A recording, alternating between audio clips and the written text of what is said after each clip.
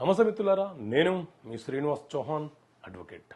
మిత్రులారా, ఎవరైనా ఒక సివిల్ కేసు ఫైల్ చేస్తే కేసు విచారణలో ఉన్న క్రమంలో కేసు వేసిన వ్యక్తి కనుక మరణిస్తే ఆ కేసు అక్కడితో రద్దవుతుందా, లేకపోతే కేసు కొనసాగించడానికి అవకాశం ఉంటుందా? సో మిత్రులారా, మన దేశంలో సివిల్ ప్రొసీజర్ కోడ్ సిపిసి అనే చట్టం అమలులో ఉన్నది.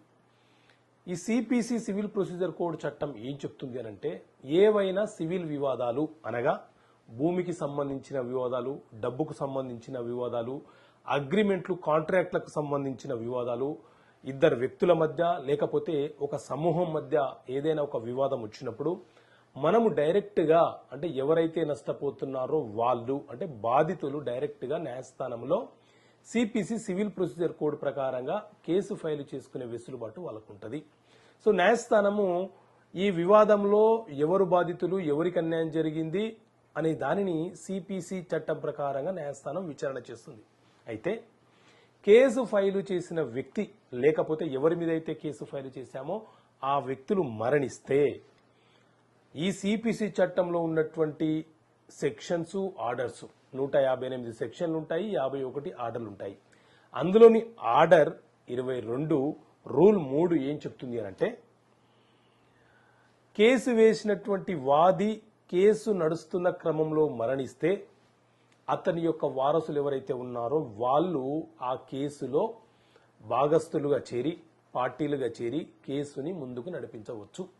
30 రోజుల లోపు చనిపోయిన వ్యక్తి చనిపోయినప్పటి నుంచి 30 రోజుల లోపు అతని యొక్క వారసులు ఆ కేసులో పార్టీలుగా చేరాలి, లేకపోతే ఆ కేసు అబెటెడ్ అవుతుంది, రద్దవుతుంది. అదేవిధంగా ఎవరి మీద అయితే మనము కేసు వేసామో ఆ వ్యక్తి కనుక మరణిస్తే అతని వారసులు ఎవరైతే ఉన్నారో వాళ్లను కూడా చేర్చే బాధ్యత కేసు వేసినటువంటి వ్యక్తి మీదనే ఉంటుంది, లేకపోతే కేసు రద్దు అయ్యే అవకాశమే ఉంటుంది.